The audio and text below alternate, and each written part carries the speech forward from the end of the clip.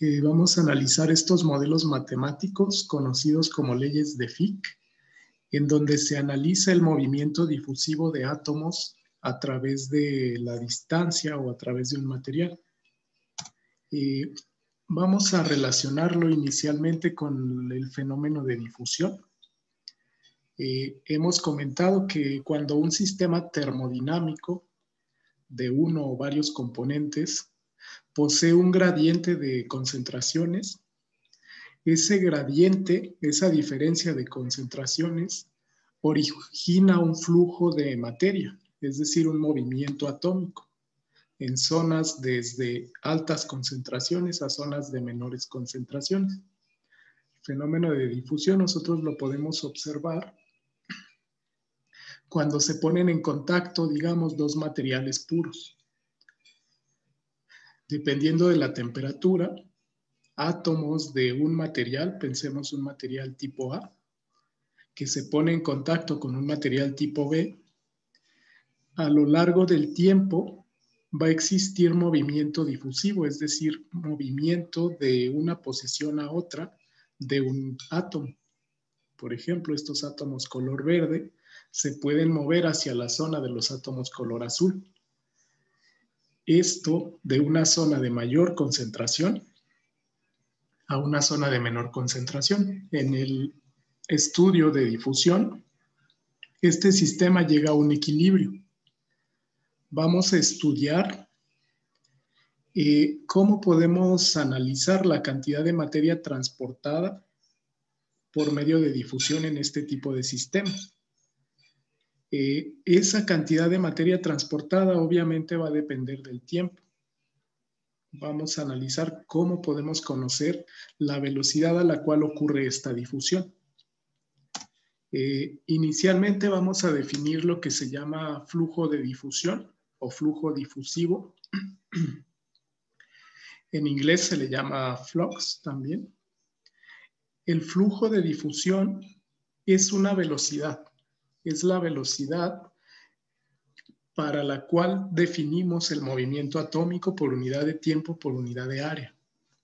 Vamos a definirlo con la letra J, el flujo de difusión, como la masa o número de átomos, le vamos a llamar M, que se difunden perpendicularmente a través de la unidad de área de un sólido por unidad de tiempo. La expresión matemática va a ser la siguiente.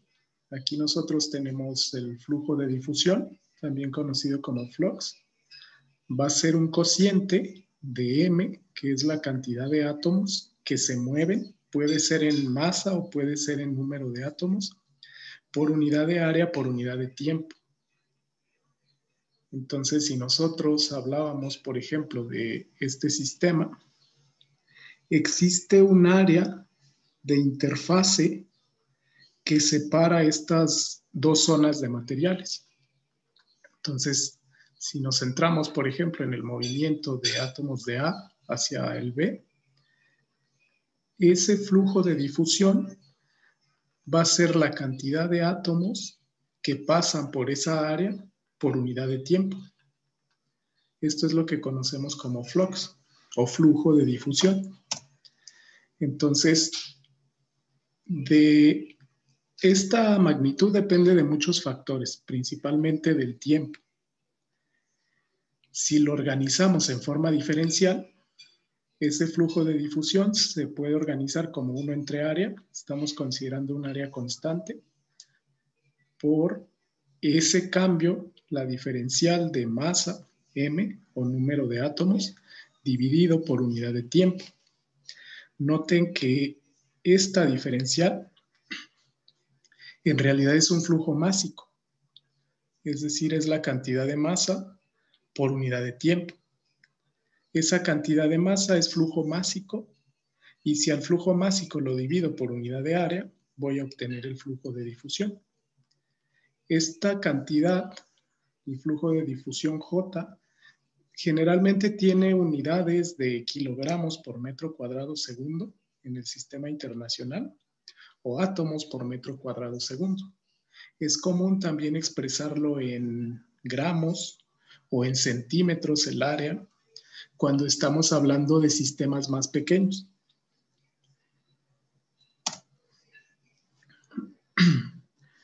Entonces vamos a centrarnos en este término que acabamos de definir, el flujo de difusión, que comentamos es la cantidad de masa por unidad de tiempo y por unidad de área. Vamos a analizar dos casos. El primer caso es cuando este flujo difusivo J depende del tiempo o cuando es constante del tiempo. Cuando estamos hablando de estado estacionario, esa magnitud J permanece constante a lo largo del tiempo. Vamos a resolver ese modelo y le vamos a conocer como la primera ley de Fick. El segundo caso es en estado no estacionario, también conocido como estado transitorio, en donde J sí es función de tiempo, que sería la segunda ley de Fick. Entonces, en estado estacionario, J no es función de tiempo, es decir, permanece constante con el tiempo. En el estado transitorio, J sí cambia con el tiempo. Vamos a analizar inicialmente la primera ley de Fick en estado estacionario, donde ese flujo difusivo J no depende del tiempo, sino que es constante. Inicialmente, vamos a comentar que para que exista estado estacionario, el flujo de difusión no debe cambiar con el tiempo, debe permanecer constante. Un ejemplo aquí se menciona es la difusión de átomos de un gas a través de una lámina metálica a diferentes concentraciones. Si observamos esta figura que tenemos acá abajo, pensemos que un gas cualquiera, un gas A, pasa a través de una lámina metálica delgada. Esta lámina metálica delgada tiene un espesor conocido. Entonces lo que va a ocurrir es que si la presión en esta zona del gas es mayor a la presión del otro lado, átomos de este gas A van a pasar de la zona inicial en el punto A la zona final en el punto B. Es decir, se va a presentar un flujo difusivo. Ese flujo difusivo J va a depender, como hemos mencionado, del área, va a depender de la velocidad con la cual se mueven esos átomos. Vamos a considerar dos condiciones. Primero, imaginen que nosotros tenemos aquí una concentración A del gas y del otro lado tenemos una concentración B. Dependiendo de la distancia o del espesor que tenga esta placa o esta lámina, va a ser la velocidad de difusión, la velocidad J de flujo difusivo. Si nosotros analizáramos los perfiles de concentraciones en estas dos zonas, en diferentes posiciones, obtendríamos una línea recta en caso de que este sistema sea estacionario. Si yo tengo, por ejemplo, aquí un espesor XA, acá otro punto XB. A lo largo de esa distancia, que yo le voy a llamar de X o diferencial X, la concentración de este gas va a cambiar. Como el gas se está difundiendo del punto A al punto B, entonces la concentración en el punto A va a ser mayor que la concentración en el punto B. Esto si analizo la concentración del gas con respecto a la posición. A esta distancia, precisamente es el espesor de la lámina. A la pendiente de esta curva le vamos a llamar el gradiente de concentración, que es un diferencial en realidad. En términos diferenciales es el cambio de concentración con respecto a X. Esto es una pendiente. o es decir, una tasa de cambio instantánea en cualquier punto entre XA y XB. Este gradiente de concentración es una de las claves de la primera ley de Fick. Vamos a ver cómo se relaciona este gradiente de concentración con el flujo difusivo. Precisamente la relación de estas dos variables es la primera ley de Fick. Entonces, la primera ley de Fick me dice lo siguiente, que el flujo de difusión J va a ser directamente proporcional a ese gradiente de concentración, en donde la constante de proporcionalidad, esta letra D, le vamos a llamar coeficiente de difusividad. Aquí se utiliza un signo negativo para expresar lo siguiente. Ese signo indica que la dirección de difusión, J, es opuesta al gradiente de concentración. Es decir, J se está llevando en este sentido, pero el gradiente de concentración es el sentido inverso. Es mayor la concentración de A que la concentración de B. Por eso se coloca signo negativo. Básicamente, esto surge de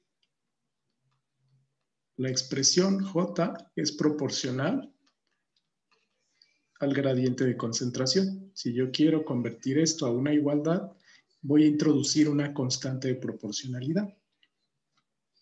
Entonces, esta ecuación representa la primera ley de Fick, es decir, la forma de calcular el flujo difusivo en un sistema en estado estacionario. Ahora, en esa expresión, J es el flujo de difusión. Las unidades comunes suelen ser átomos, también puede ser unidad de masa, por centímetro cuadrado segundo. D es el coeficiente de difusividad, tendrá unidades de centímetro cuadrado por segundo. C es la concentración de esa especie o de ese compuesto químico en átomos por unidad de volumen. Y X es la distancia o posición. Entonces, si nosotros analizáramos estas ecuaciones, este es el gradiente de concentración que ocurre a lo largo de la distancia X. En estado estacionario vamos a notar que este gradiente es una línea recta. Entonces, ese gradiente en estado estacionario precisamente es una constante. Además, si nosotros analizáramos el flujo difusivo, J, a lo largo de toda la distancia, vamos a notar que es constante. Entonces, este es el comportamiento típico de sistemas que se encuentran en estado estacionario. Vamos a analizar ahora la segunda ley de Fick. La primera ley de Fick relaciona lo siguiente. Aquí, J, comentamos que es proporcional a ese gradiente de concentración. Para la primera y segunda ley de Fick, aquí surge la pregunta, ¿cómo puedo calcular este coeficiente de difusividad? La respuesta es la siguiente. Este coeficiente de difusividad depende de la temperatura y de otras variables del sistema, como concentración, como la distancia, como la temperatura. Entonces, este coeficiente de difusividad se puede calcular mediante una expresión similar a la ecuación de Arrhenius. El coeficiente de difusividad D, aquí de la ley de Fick, es igual a una constante de cero, es una constante del material, depende del sistema en general, de sus dimensiones, del tipo de estructura cristalina. Eso multiplicado por el exponencial de menos la energía de activación entre R, la constante universal de los gases ideales, por temperatura absoluta en Kelvin. Entonces, esto en realidad es una constante. Esa constante la podemos leer de tablas o de referencias en donde se analice el sistema. En este par de gráficos se representa su funcionalidad con la temperatura. En el primer gráfico tenemos aquí temperatura en el eje X contra ese coeficiente de difusividad en el eje Y, es decir, este de la ley de Fick. Entonces vamos a analizar diferentes sistemas. Generalmente, para la mayoría de los metales, tiene una tendencia lineal con la temperatura. Por ejemplo, para la difusión de carbono en hierro con estructura cúbica centrada en el cuerpo, se representa que tiene valores de 10 a la menos 8 aproximadamente, un poco menos, metros cuadrados por segundo, hasta cerca de 1.5 metros cuadrados por segundo. Si yo la quisiera calcular, esto en grados Kelvin a muy bajas temperaturas, ok, es 1000 entre grado Kelvin. Sería cada factor aquí multiplicado por 1000. Más bien son altas temperaturas.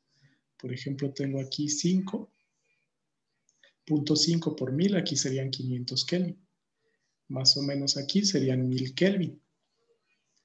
Entonces, esta es la funcionalidad de esta difusividad con respecto a la temperatura. Y la podría leer de este gráfico. Por ejemplo, para difusión de carbono en hierro con estructura cúbica centrada en el cuerpo, donde átomos de carbono se difunden en la estructura de hierro, yo lo puedo leer a diferentes temperaturas. Aquí, por ejemplo, a 1000, es aproximadamente 10 a la menos 10 metros cuadrados por segundo. Si analizamos el gráfico de abajo, aquí se representa la funcionalidad con respecto a la inversa de la temperatura para otros tipos de sistemas. Por ejemplo, magnesio, que se difunde en óxido de magnesio, oxígeno, que se difunde en una matriz de alúmina, de óxido de aluminio, etc. Donde 1 entre T por 1000 sería la temperatura. Entonces, esta escala hay que multiplicarla por 1000. Aquí serían 600, 800, etc. Y me estaría dando 1 entre T. Esta constante de 0 depende, como hemos comentado, de diferentes factores, principalmente el tipo de mecanismo, el tipo de red cristalina.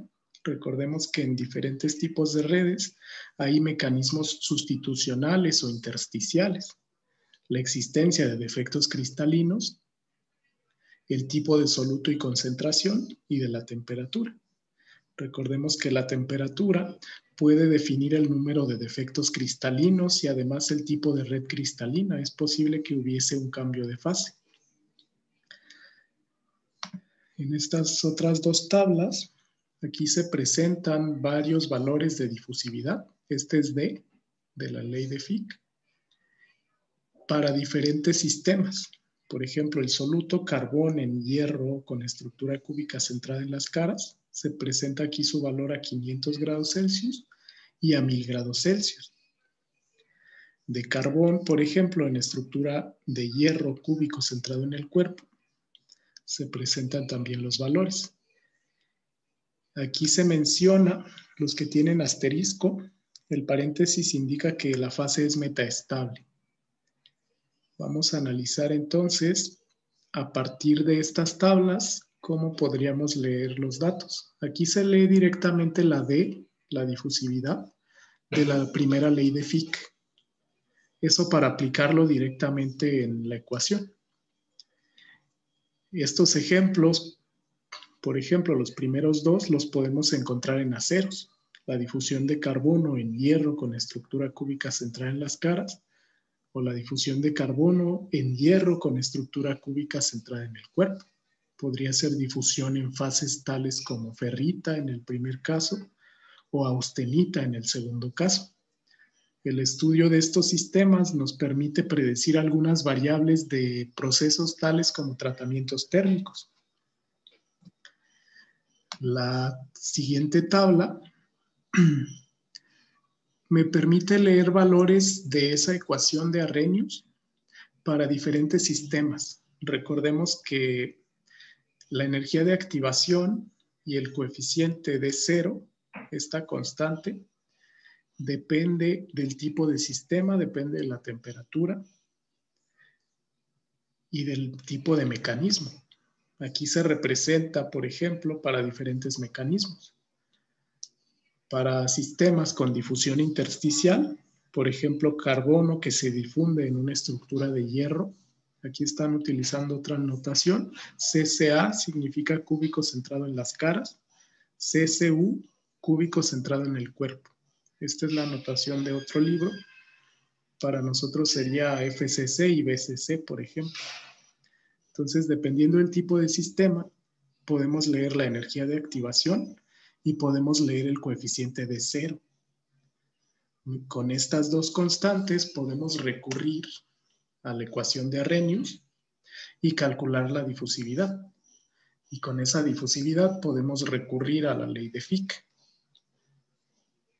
Entonces este es el E de tablas. D0 y Q se van a leer de tablas o de gráficos en determinado caso. Se representan para otros sistemas. Ya habíamos comentado, por ejemplo, que la energía de activación en el caso de la difusión intersticial siempre es mayor que la energía de activación en el mismo sistema por difusión por vacancias. Entonces, por ejemplo, aquí se representan otros sistemas como plomo. En el mismo plomo, este es un mecanismo de autodifusión en estructura cúbica centrada en las caras. Se representan también otros valores para difusión heterogénea por vacancias. Entonces, lo primero que necesito yo identificar es si la difusión va a ser intersticial o por vacancia. Con eso, con ese mecanismo, determinamos el sistema y a partir de ese sistema investigamos energía de activación Q y la constante de cero para poder calcular difusividad. Aquí se presenta en calorías por mol Q y de cero en centímetros cuadrados segundo. Este coeficiente de difusividad D aparece tanto en la primera ley de Fick como en la segunda. Vamos a analizar ahora la segunda ley de Fick. El otro caso es cuando el fenómeno de difusión se lleva a cabo en estado no estacionario, es decir, en estado transitorio, donde el flujo de difusión J sí se ve determinado por el tiempo, es decir, no permanece constante a lo largo del tiempo. Si analizáramos una zona determinada de un sólido en un proceso de difusión, ese flujo de difusión J y el gradiente de difusión usualmente varían con el tiempo. Esto en sistemas que presentan o acumulación o agotamiento o consumo, digamos, de las sustancias que se difunden. Entonces, si analizáramos en un estado transitorio los perfiles de concentración a lo largo de la distancia contra la concentración, a lo largo de diferentes tiempos sabemos que esa concentración va a cambiar, pero noten que esta concentración ya no es directamente proporcional a la distancia, no se obtiene una línea recta. En el caso del estado estacionario obteníamos una línea recta y ese gradiente es el gradiente de concentración, lo que indicaba que el flujo de difusión J era constante. Sin embargo, aquí no es constante. Estos perfiles de concentración se muestran a diferentes tiempos. Entonces, precisamente a diferentes tiempos, no podríamos aplicar la primera ley de Fick en condiciones no estacionarias. Entonces, necesitamos deducir otra ecuación a partir de la primera ley de Fick para poder determinar la funcionalidad, cómo se relaciona J en función del tiempo. Lo que se hace para este caso es una diferencial. Se deriva con respecto al tiempo la primera ley de Fick. Si esa primera ley de Fick que estábamos analizando acá, J es igual a menos D por el gradiente de concentración. Si esto lo derivamos con respecto al tiempo, vamos a obtener esta ecuación. Gradiente de concentración, pero ahora con respecto al tiempo, es igual a 1 entre la diferencial X multiplicado por D, que es la difusividad, por el gradiente de concentración en términos de X. Entonces noten que esto es una segunda derivada. Yo derivo con respecto al tiempo y derivo con respecto al gradiente de distancia, digamos, con respecto a X. Entonces el gradiente de concentración nosotros lo definimos de la misma manera, delta C entre delta X, pero ahora matemáticamente podemos utilizar un operador. Este operador simplemente es el operador de diferencial parcial, que está considerando que concentración es función de tiempo y también es función de distancia. En el caso de la primera ley de Fick en estado estacionario, concentración solo depende de una variable, que era distancia. Entonces, si simplificamos esta ecuación, es una segunda derivada. Ok, aquí debe ser derivada con respecto a X. Es una segunda derivada porque derivamos dos veces. Entonces podemos aplicar aquí identidades matemáticas. Yo puedo escribir esa segunda derivada como esta función. El gradiente, más bien la derivada de concentración con respecto al tiempo es igual al coeficiente D, a la difusividad, por la segunda derivada de la concentración con respecto a X cuadrado. Si yo requiriera analizar un sistema en estado no estacionario, tengo que resolver esta ecuación diferencial parcial, de segundo orden además. Aquí nos dice lo siguiente, que si D es independiente de la composición, usualmente ese es el caso, lo podemos considerar constante y sale aquí de la derivada. Las soluciones a esta expresión, concentración en función de posición y tiempo, se consiguen utilizando los métodos tradicionales de solución de ecuaciones diferenciales parciales de varios órdenes. Es decir, tenemos que plantear condiciones límite. Condiciones para cuánto vale, por ejemplo, C para un tiempo definido, cuánto vale C para una X definida, porque esa concentración es función de esas dos variables. Si yo tengo esas condiciones límite, yo puedo resolver esta ecuación diferencial parcial. Se menciona que una solución importante es la de un sólido semi-infinito cuya concentración superficial es constante. ¿A qué se refiere esto? Usualmente son sistemas de tratamientos termoquímicos que se le puede dar a aceros. En un momento los podemos explicar. Aquí se menciona frecuentemente la sustancia que se difunde es un gas cuya presión parcial se mantiene constante. Vamos a ver cómo podríamos solucionar esta ecuación diferencial parcial. Para poderla solucionar, se van a considerar los siguientes puntos. Como mencionábamos, requerimos condiciones límite. Vamos a considerar que antes de la difusión todos los átomos de soluto están uniformemente distribuidos. Pensemos, por ejemplo, que tenemos una placa de un material, un metal. Pensemos que sea, por ejemplo, acero. En aceros, que es una estructura de hierro-carbono, es posible darles tratamientos termoquímicos a altas temperaturas. Es decir, podemos aumentar cantidad de carbono o podemos introducir nitrógeno en esa placa. Por ejemplo, si nosotros introducimos carbono y elevamos la temperatura, parte de los átomos de carbono se van a difundir hacia los átomos de hierro y viceversa. lo que me interesa en procesos termoquímicos de aceros es reforzar la estructura con impurezas, formar una solución sólida más saturada, digamos, o con mayor concentración de soluto. Entonces, en este caso se puede aplicar la segunda ley de Fick. Si analizamos ese ejemplo, las condiciones límite van a ser las siguientes. El valor de X en la superficie lo vamos a considerar 0 y aumenta con la distancia. Por ejemplo, esta distancia. Esa distancia sería X por donde se está difundiendo átomos de carbono. El tiempo se toma igual a 0 en el instante inmediato al comienzo de la difusión. Entonces, con estos detalles, las condiciones límites serán estas. Voy a considerar que para tiempo igual a 0, concentración es igual a concentración inicial, entre una distancia 0 e infinito.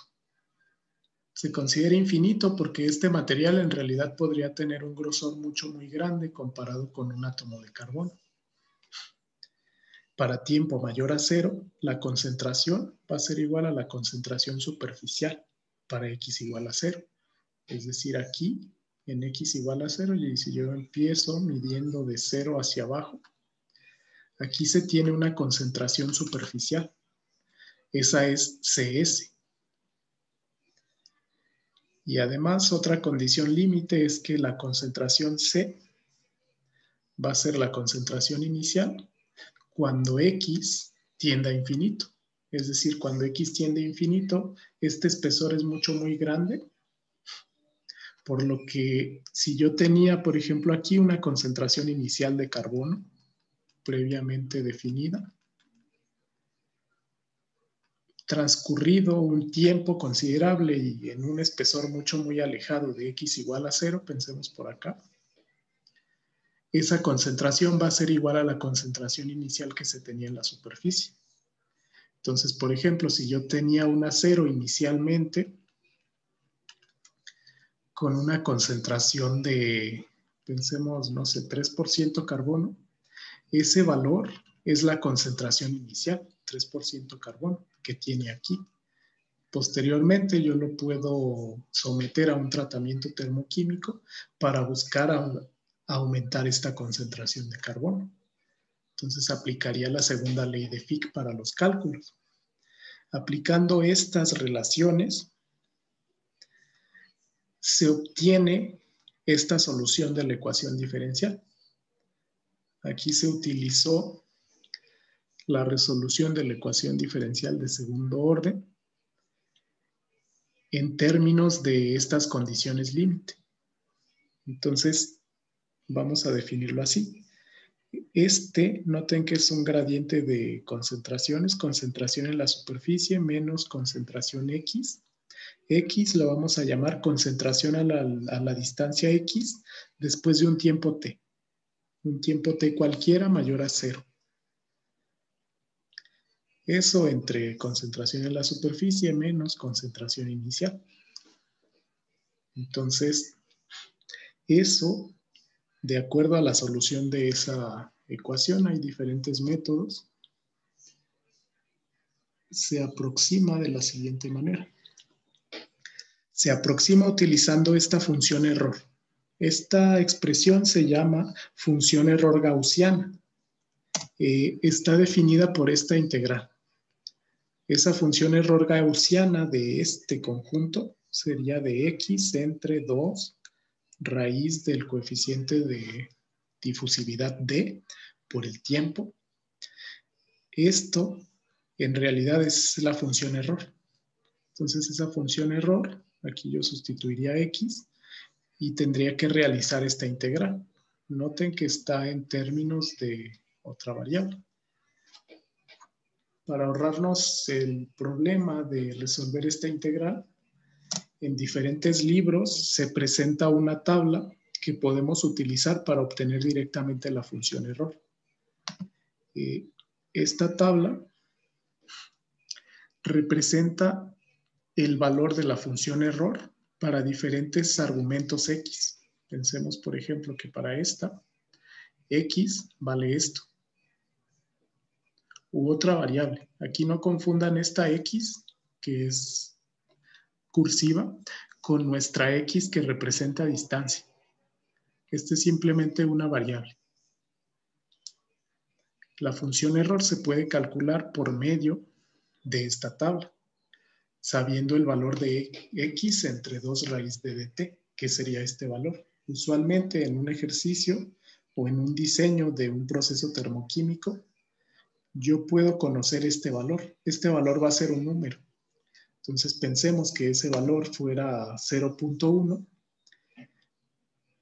Directamente yo puedo leer aquí que esa función error vale 0.1125. Si vale 0.2, este es el valor de la función error. Para puntos que están entre estos dos directamente, podemos realizar interpolación lineal. Si tenemos, por ejemplo, un valor de la primera columna de 0.15, yo puedo interpolar con estos 4 datos. Esa es la segunda ley de Fick. Tiene diversas aplicaciones. Vamos a revisarlo de manera rápida. Tengo una duda rápida. ¿Qué significaba en esa DT?